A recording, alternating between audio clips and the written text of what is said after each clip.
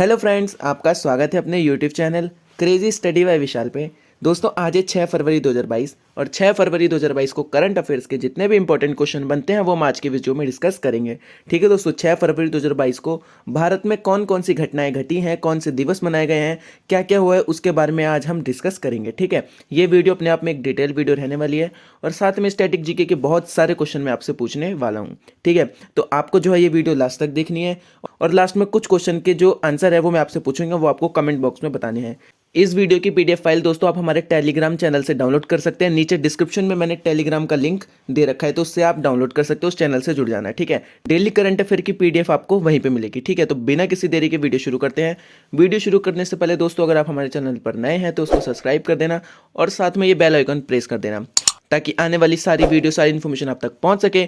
और दोस्तों वीडियो पसंद आए तो उसको लाइक, शेयर और कमेंट करके जरूर बताना कि आपको ये वीडियो कैसी लगी। ठीक है दोस्तों, तो चलिए शुरू करते हैं। फर्स्ट क्वेश्चन है, हाल ही में भारत सरकार ने अतिरिक्त प्रभार पर किसे लेखा महानियंत्रक नियुक्त किया है? तो अभी भारत सरकार ने दोस्तों सोनाली सिंह को अतिरिक्त प्रभार पर लेखा महानियंत्रक नियुक्त कर दिया है। काफी इंपॉर्टेंट क्वेश्चन है, इंपॉर्टेंट मार्क कर लेना। ठीक है, इंपॉर्टेंट पॉइंट में देखते हैं। भारत सरकार ने 1 फरवरी 2022 से वित्त मंत्रालय के व्यय विभाग के तहत लेखा महानियंत्रक, जिसको सीजीए का अतिरिक्त प्रभार संभालने के लिए सोनाली सिंह को नियुक्त कर दिया गया है। ठीक है दोस्तों, उसके बाद सोनाली सिंह दोस्तों भारतीय सिविल लेखा सेवा की जो है आईसीएएस की 1987 की बैच की अधिकारी हैं। इससे पहले उन्होंने केंद्रीय सतर्कता आयोग में अतिरिक्त सचिव के रूप में भी काम किया है। ठीक है दोस्तों, अब ये क्वेश्चन है दोस्तों न्यू प्लेसमेंट का कि किसको क्या नियुक्त किया गया है। तो अब हम टॉप 5 करंट अफेयर्स पढ़ेंगे न्यू प्लेसमेंट के कि किस व्यक्ति को क्या नियुक्त किया गया था। तो अभी यूजीसी के नए अध्यक्ष बनाए गए हैं एम जगदीश कुमार को। ठीक है, उसके बाद आईबीबीआई के अध्यक्ष बनाए गए हैं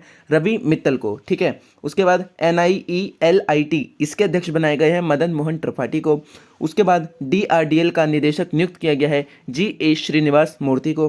ठीक है, उसके बाद रक्षा खुफिया एजेंसी का प्रमुख बनाया गया है जी रेड्डी को। ठीक है, उसके बाद भारत का मुख्य आर्थिक सलाहकार अनंत नागेश्वर को बनाया गया है। तो इतना आपको याद रखना है टॉप 5 प्लेसमेंट से। ठीक है, नेक्स्ट क्वेश्चन है, हाल ही में किसने शीतकालीन ओलंपिक के उद्घाटन और समापन समारोह में राजनयिक बहिष्कार की घोषणा की है?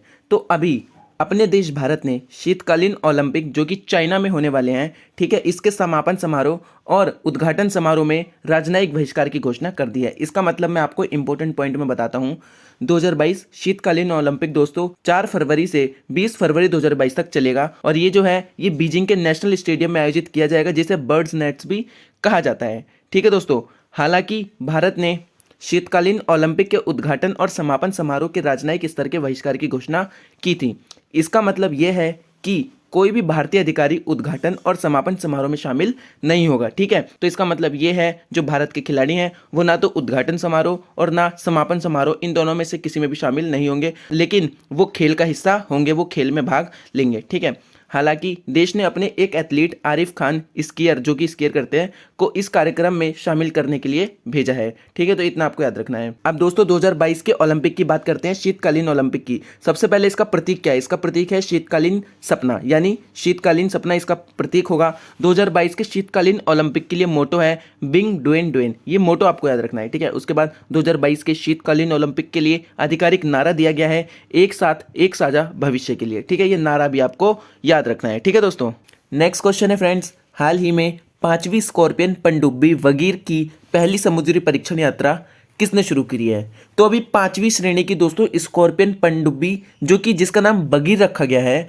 ये भारतीय नौसेना ने दोस्तों इसके समुद्री परीक्षण यात्रा शुरू कर दी है। ठीक है दोस्तों, भारत और फ्रांस इन दोनों के द्वारा ये संयुक्त रूप से मिलकर बनाई गई है 5वीं श्रेणी की स्कॉर्पियन पनडुब्बी जिसका नाम बगीर रखा गया है। ठीक है, ये आपको याद रखना है। इंपॉर्टेंट पॉइंट्स में देखते हैं दोस्तों, भारतीय नौसेना की ब्रांड नई पनडुब्बी वगीर नामक 6 फ्रांसीसी डिजाइन स्कॉर्पियन श्रेणी की पनडुब्बियों में से 5वीं है। अपनी पहली समुद्री उड़ान पर रवाना हुई है और अब इस साल में नौसेना को सौंपे जाने से पहले इसका कठोर परीक्षण किया जाएगा। ठीक है दोस्तों, उसके बाद फ्रांस के नौसेना समूह के सहयोग से Mazagon dock ship builders limited द्वारा इसके निर्माण दौरान पनडुब्बी नामित यार्ड 11879 की सेवा में शामिल होने के बाद वगीर नाम दिया गया है। ठीक है, तो इतना आपको याद रखना है। बेसिकली आपको बस इतना याद रखना है कि ये वगीर नामक जो पनडुब्बी है ये भारतीय नौसेना और फ्रांस ने मिलकर बनाई है। ठीक है, अब बात है भारतीय नौसेना की, तो भारतीय नौसेना के वर्तमान में अध्यक्ष एडमिरल आर हरि कुमार होंगे। ठीक है, भारतीय नौसेना की स्थापना किस वर्ष की गई थी? तो 26 जनवरी 1950 को भारतीय नौसेना की स्थापना कर दी गई थी। तो इतना आपको याद रखना है। ठीक है, अब दोस्तों ये क्वेश्चन जो था ये वेपन या पनडुब्बी से रिलेटेड था। तो अभी हम लास्ट के टॉप 5 करंट अफेयर्स देख लेते हैं रिलेटेड टू वेपन्स टेस्टिंग। ठीक है दोस्तों, तो सबसे पहला वही होगा वगीर पनडुब्बी, ये भारतीय नौसेना की है। उसके बाद सबसे शक्तिशाली हानसोक 12 बैलिस्टिक मिसाइल, ये उत्तर कोरिया ने इसका परीक्षण अभी हाल ही में किया था। ठीक है, उसके बाद एंटी एयरफील्ड हथियार, ये भारत का है, जो कि भारत ने कुछ महीने पहले परीक्षण किया था। उसके बाद जिरकॉन मिसाइल जो कि रूस की है, इसका भी हाल ही में परीक्षण रूस के द्वारा किया गया था।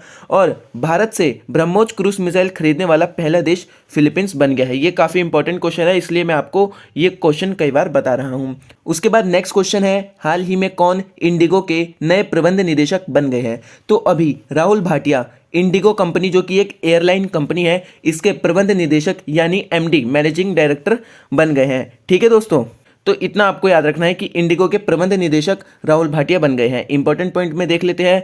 कम लागत वाली भारतीय एयरलाइन इंडिगो ने अपने सह संस्थापक और प्रमोटर राहुल भाटिया को तत्काल प्रभाव से कंपनी के प्रबंध निदेशक के रूप में नियुक्त किया है। ठीक है, अब बात इंडिगो की है, तो इंडिगो की स्थापना 2005 में की गई थी। इसका मुख्यालय गुरुग्राम में है और इसके सीईओ रोनोजॉय दत्ता है। रोनोजॉय दत्ता इसके सीईओ होंगे। ठीक है, अब दोस्तों हमारे इस क्वेश्चन का टॉपिक था व्हीकल से रिलेटेड, तो टॉप 5 लास्ट करंट अफेयर्स देख लेते हैं व्हीकल से रिलेटेड जो हमारे भारत में किए गए हैं। ठीक है, सबसे पहला हाइड्रोजन फ्लाइंग बोट, ये दुबई में शुरू की जाएगी, इसकी घोषणा की गई है। ठीक है, हाइड्रोजन से चलने वाली पहली फ्लाइंग बोट बनाई जाएगी दुबई में। ठीक है, भारत का पहला बुलेट ट्रेन स्टेशन सूरत में स्थापित किया जाएगा। ठीक है, भारत में दोस्तों बुलेट ट्रेन आने वाली है, इसीलिए भारत में बुलेट ट्रेन स्टेशन बनाए जा रहे हैं, जो कि पहला स्टेशन गुजरात के सूरत में होगा। ठीक है, उसके बाद एयर इंडिया के नए मालिक कौन बन गए हैं? तो रतन टाटा। दोस्तों जो एयर इंडिया है उसको भारत सरकार ने बेच दिया है रतन टाटा को, तो अब जो है एयर इंडिया एक सरकारी कंपनी नहीं है, वो एक प्राइवेट कंपनी हो चुकी है।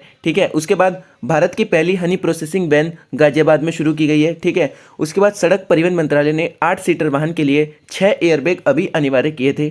तो इतना आपको याद रखना है। उसके बाद नेक्स्ट क्वेश्चन है, हाल ही में नाटो के प्रमुख जेम्स स्टोल्टेनबर्ग किस देश के सर्वोच्च बैंक के प्रमुख होंगे?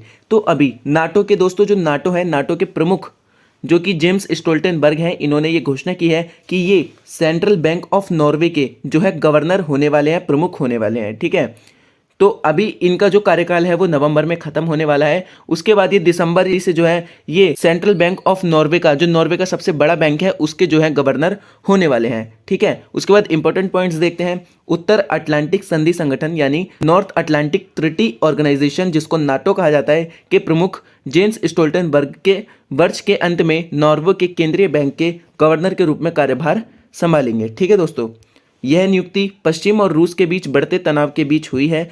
पश्चिमी देशों को डर है कि मॉस्को यूक्रेन पर आक्रमण करने की योजना बना रहा है, जो नाटो के गठबंधन में शामिल होने की इच्छा रखता है।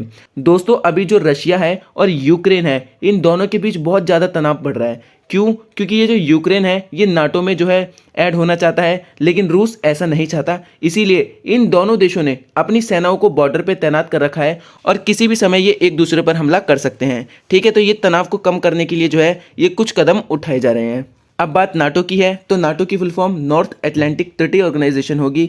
इसकी स्थापना 4 अप्रैल 1949 में वॉशिंगटन डीसी में की गई थी। इसका मुख्यालय दोस्तों ब्रुसेल्स बेल्जियम में है और इसके अध्यक्ष मैंने अभी आपको बताया जेन्स स्टोल्टेनबर्ग होंगे। ठीक है, तो इतना आपको याद रखना है नाटो से। नेक्स्ट क्वेश्चन है, हाल ही में रमेश देव का निधन हुआ है, वह कौन थे? तो रमेश देव दोस्तों एक मशहूर अभिनेता थे जिनका अभी हाल ही में निधन हो गया है। ये थे दोस्तों रमेश देव और इनका अभी जो है ये निधन हो गया है। इंपॉर्टेंट पॉइंट में देखते हैं, मराठी और हिंदी फिल्म में विविध प्रकार की भूमिकाएं निभाने वाले प्रमुख फिल्म व्यक्ति रमेश देव का दिल का दौरा पड़ने से निधन हो गया है। ठीक है, अब दोस्तों ये क्वेश्चन जो था हमारी डेथ से रिलेटेड था, जो भारत के सबसे अच्छे व्यक्ति थे उनकी डेथ हुई है। तो टॉप 5 करंट अफेयर्स देख लेते हैं कि लास्ट में हमारे भारत ने कितने महत्वपूर्ण लोगों को खोया है। तो अभी अमिताभ दयाल जो कि एक अभिनेता थे, इनको हमारे भारत ने खो दिया है। ठीक है, उसके बाद रुपिंदर सिंह सूरी दोस्तों ये वरिष्ठ अधिवक्ता और अतिरिक्त सॉलिसिटर जनरल थे, वर्तमान में इनका निधन हो गया है। ठीक है, उसके बाद बाबा इकबाल सिंह किंगरा ये भारतीय सामाजिक और आध्यात्मिक नेता थे, इनका भी निधन हो गया है। ठीक है, उसके बाद मिलेना साल्विनी ये एक फ्रांसीसी कथकली नृत्यांगना थी और इनको पद्मश्री भी दिया गया था, तो इनका निधन हो चुका है। ठीक है, उसके बाद आर नागास्वामी ये एक मशहूर पुरातात्विक थे भारत के। ठीक है, तो इतना आपको याद रखना है। नेक्स्ट क्वेश्चन है, हाल ही में विदेश मंत्रालय ने किस आईएफएस अधिकारी को वानुआतु गणराज्य में भारत का अगला उच्चायुक्त नियुक्त किया है? तो अभी दोस्तों मुक्तेश कुमार परदेशी को विदेश मंत्रालय ने वानुआतु गणराज्य में उच्चायुक्त के रूप में नियुक्त किया है। तो ये आपको याद रखना है। इंपॉर्टेंट पॉइंट में देखते हैं दोस्तों, हाल ही में विदेश मंत्रालय ने आईएफएस अधिकारी मुक्तेश कुमार परदेशी को वानुआतु गणराज्य में भारत का अगला उच्चायुक्त नियुक्त किया है। मुक्तेश कुमार परदेश 1991 बैच के आईएफएस अधिकारी है, यानी इंडियन फॉरेन सर्विस जो है ये इसके अधिकारी थे। अब दोस्तों बात है वानुआतु गणराज्य की, तो इसकी राजधानी पोर्ट विला है, इसकी करेंसी वानुआतु बातु है। ठीक है, वर्तमान में यहाँ के प्रधानमंत्री बॉब लॉगमैन हैं और यहाँ के राष्ट्रपति जो हैं वो टेलिस ओबड़े मोसेस है। ठीक है, टेलिस ओबड़े मोसेस जो है यहाँ के राष्ट्रपति है, ये आपको याद रखना है। अब ये क्वेश्चन दोस्तों हमारे एम्बेसडर या हाई कमिश्नर से रिलेटेड था, तो टॉप 5 करंट अफेयर देख लेते हैं जो कि अभी कुछ न्यू एम्बेसडर और हाई कमिश्नर उच्चायुक्त नियुक्त किए गए हैं। तो सबसे पहला मैक्सिको में पंकज कुमार को एम्बेसडर नियुक्त किया गया था। उसके बाद दोस्तों चीन में भारत के प्रदीप कुमार रावत को जो है राजदूत नियुक्त किया गया था। उसके बाद कैमरून देश में अनिंदा बनर्जी को दोस्तों जो है ये उच्चायुक्त नियुक्त किया गया था। उसके बाद सूडान देश में बीएस मुबारक को राजदूत नियुक्त किया गया था। उसके बाद यूक्रेन में दोस्तों हर्ष कुमार जैन को राजदूत नियुक्त किया गया था। तो इतना आपको याद रखना है। ठीक है, नेक्स्ट क्वेश्चन है, हाल ही में किसने स्टैचू ऑफ इक्वलिटी को राष्ट्र को समर्पित किया है? तो अभी प्रधानमंत्री नरेंद्र मोदी ने स्टैचू ऑफ इक्वलिटी को राष्ट्र को समर्पित किया है। ठीक है दोस्तों, अभी मैंने कुछ दिनों पहले एक आपको करंट अफेयर बताया था कि संत रामानुजाचार्य की 216 फीट ऊंची प्रतिमा का दोस्तों जो है प्रधानमंत्री मोदी अनावरण करेंगे। तो अब दोस्तों जो है प्रधानमंत्री मोदी ने इसका उद्घाटन कर दिया है और इसको नाम दिया गया है स्टैचू ऑफ इक्वलिटी। तो ये आपको याद रखना है। ठीक है, इंपॉर्टेंट पॉइंट में दोस्तों प्रधानमंत्री नरेंद्र मोदी ने 11वीं सदी के भक्ति संत रामानुजाचार्य की स्मृति में हैदराबाद में 216 फीट ऊंची स्टैचू ऑफ इक्वलिटी राष्ट्र को समर्पित की है। ठीक है दोस्तों, ये आपको याद रखना है।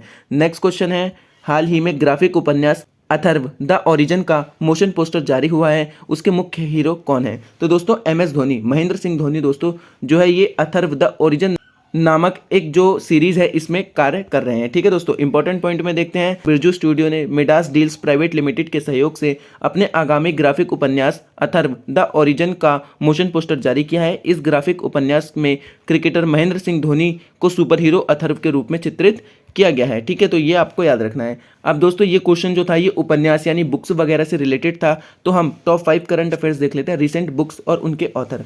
तो अभी एक बुक लिखी गई थी जिसका नाम इंडिया दैट इज भारत, ये जे साई दीपक ने लिखी थी। ठीक है, उसके बाद द क्लास ऑफ 2006 ये आकाश कंसल ने लिखी थी। उसके बाद फियरलेस गवर्नेंस ये किरण बेदी द्वारा लिखित है।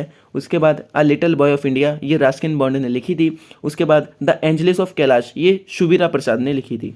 तो इतना आपको याद रखना है। ठीक है, मैं दोस्तों अपनी वीडियो में आपकी करंट अफेयर की जो रिवीजन है वो बहुत अच्छी तरह करवा देता हूँ। ठीक है, तो आपको दोस्तों हमारे चैनल पर बने रहना है और अपने ज़्यादा से ज़्यादा दोस्तों में शेयर करना है। ठीक है दोस्तों, उसके बाद हाल ही में विश्व न्यूटेला दिवस कब मनाया गया है? तो अभी 5 फरवरी को विश्व न्यूटेला दिवस मनाया गया है, ये आपको याद रखना है। इंपॉर्टेंट पॉइंट में जानते हैं, हाल ही में 5 फरवरी को विश्व न्यूटेला दिवस मनाया गया है। ब्रांड न्यूटेला जिसे दुनिया भर में जाना जाता है और मुख्य रूप से बच्चों के बीच सुपर लोकप्रिय है। इटली में रहने वाली एक ब्लॉगर अमेरिकी सारा रेसो ने 5 फरवरी 2007 को विश्व न्यूटेला दिवस आयोजित करने का प्रस्ताव रखा था। ठीक है, अब ये क्वेश्चन दोस्तों इंपॉर्टेंट डेज से रिलेटेड था, तो लास्ट टॉप 5 इंपॉर्टेंट डेज पढ़ लेते हैं। सबसे पहला, विश्व कैंसर दिवस कब मनाया गया था? ये 4 फरवरी को मनाया गया था। इसकी थीम थी क्लोज द केयर गैप, ये आपको याद रखना है। ठीक है, उसके बाद 4 फरवरी को एक और दिवस मनाया गया था जिसको अंतर्राष्ट्रीय मानव बंधुत्व दिवस कहा जाता है। ठीक है, उसके बाद विश्व आर्द्रभूमि दिवस मनाया गया था 2 फरवरी को और इसकी theme wetlands action for people and nature, ये आपको याद रखना है। थीम बहुत इंपॉर्टेंट होती है दोस्तों, आपको थीम याद रखनी है। ठीक है, उसके बाद भारतीय तटरक्षक बल का स्थापना दिवस कब मनाया गया है? तो ये 1 फरवरी को मनाया गया था। ठीक है, उसके बाद राष्ट्रीय महिला आयोग का स्थापना दिवस ये 31 जनवरी को मनाया गया था। इसकी थीम थी she the change maker, she the change maker इसकी थीम थी। ठीक है दोस्तों, ये थे दोस्तों टॉप 10 इंपॉर्टेंट करंट अफेयर। आप दोस्तों करंट अफेयर का बूस्टर डोज करते हैं कि बूस्टर डोज में दोस्तों किन किन करंट अफेयर को शामिल किया गया है। सबसे पहला, हाल ही में गणतंत्र दिवस 2022 में किस मंत्रालय की झांकी को सर्वश्रेष्ठ मंत्रालय की झांकी के रूप में चुना गया है। तो अभी नागरिक उड्डयन मंत्रालय की झांकी को दोस्तों सर्वश्रेष्ठ मंत्रालय की झांकी के रूप में चुना गया है। ठीक है दोस्तों, ये आपको याद रखना है। उसके बाद नेक्स्ट क्वेश्चन है, हाल ही में यूजीसी के नए अध्यक्ष कौन बने हैं। तो अभी एम जगदीश जो है वो यूजीसी के नए अध्यक्ष बने हैं। ठीक है, ये आपको याद रखना है। उसके बाद नेक्स्ट क्वेश्चन है, हाल ही में गणतंत्र दिवस परेड 2022 में किस राज्य की झांकी को सर्वश्रेष्ठ झांकी घोषित किया गया है। तो अभी उत्तर प्रदेश की झांकी को सर्वश्रेष्ठ प्रदेश की झांकी यानी राज्य की झांकी घोषित किया गया है। ठीक है, दूसरे नंबर पर कर्नाटक है, तीसरे नंबर पर दोस्तों मेघालय की झांकी को रखा गया है। ठीक है, नेक्स्ट क्वेश्चन है, हाल ही में आत्मनिर्भर भारत डिजाइन केंद्र के विकास के लिए संस्कृत मंत्रालय ने किस बैंक के साथ समझौता किया है। तो संस्कृत मंत्रालय ने अभी एसबीआई के साथ समझौता किया है, किसके लिए, आत्मनिर्भर भारत डिजाइन केंद्र के विकास के लिए। तो इतना आपको याद रखना है। नेक्स्ट क्वेश्चन है, हाल ही में one nation one ration card लागू करने वाला भारत का 35वां राज्य कौन बना है। तो Chhattisgarh one nation one ration card लागू करने वाला भारत का 35वां राज्य बन गया है। तो इतना आपको याद रखना है। ठीक है, अब दोस्तों लास्ट वीडियो के क्वेश्चन आंसर कर लेते हैं कि लास्ट वीडियो में मैंने आपसे जो क्वेश्चन पूछे थे वो आपने एकदम सही सीक्वेंस में लिखे हैं, तो उसको आप रीचेक यहाँ से कर सकते हैं। ठीक है, सबसे पहला, भारत की सबसे ऊंची पर्वत चोटी कौन सी है। तो ये कंचनजंगा चोटी है, इसकी जो ऊंचाई है वो 8,586 मीटर होगी। ठीक है, उसके बाद प्लाज्मा में पानी की मात्रा कितने प्रतिशत होती है। दोस्तों प्लाज्मा में जो पानी की मात्रा होती है ये 52% होती है। ठीक है, प्लाज्मा दोस्तों जो है ये रक्त का हमारा भाग होता है। हमारे रक्त में दो पार्ट होते हैं, एक होता है कॉर्पसल और एक होता है प्लाज्मा। ठीक है, तो प्लाज्मा में जो है 92% जो है पानी होता है। ठीक है, उसके बाद नेक्स्ट था, सड़ाने वाला बैक्टीरिया कौन सा होता है। तो सड़ाने वाला बैक्टीरिया माइकोबैक्टीरिया होता है। जितने भी सड़ाने वाले बैक्टीरिया होते हैं वो माइकोबैक्टीरिया होते हैं। ठीक है, जैसे लेप्रेसी रोग में दोस्तों स्किन सड़ जाती है, तो इसका जो बैक्टीरिया होता है वो होता है माइक्रोबैक्टीरिया लेप्री। माइक्रोबैक्टीरिया लेप्री के कारण ही दोस्तों लेप्रेसी रोग होता है। ठीक है, उसके बाद दल 40 का गठन किस सुल्तान ने किया था। तो ये इल्तुतमिश ने किया था। ठीक है, उसके बाद मैंने पूछा था भारत चीन रेखा को किस नाम से जाना जाता है। तो इसको LAC यानी लाइन ऑफ एक्चुअल कंट्रोल के नाम से जाना जाता है।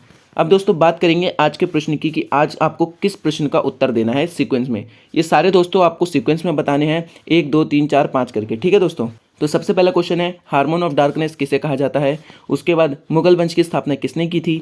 उसके बाद परमाणु के नाभिक की खोज किस व्यक्ति ने करी थी। ठीक है, उसके बाद आपको बताना है कि भारत के प्रथम कमांडर इन चीफ कौन थे। उसके बाद आपको बताना है दुलीप ट्रॉफी किस खेल से संबंधित है। तो इन 5 क्वेश्चन का आंसर आपको कमेंट बॉक्स में कमेंट करके बताना है सही सही। ठीक है दोस्तों, तो ये थी दोस्तों आज की 6 फरवरी 2022 के करंट अफेयर की वीडियो जो कि मैंने आपको बता दी है। ठीक है, सुबह के 4 बज चुके हैं। आई होप आपने ये वीडियो पूरी देखी हो। अब मिलेंगे नेक्स्ट वीडियो में दोस्तों। वीडियो पसंद आए तो उसको लाइक शेयर और कमेंट करके बताना कि आपको ये वीडियो कैसी लगी। धन्यवाद दोस्तों।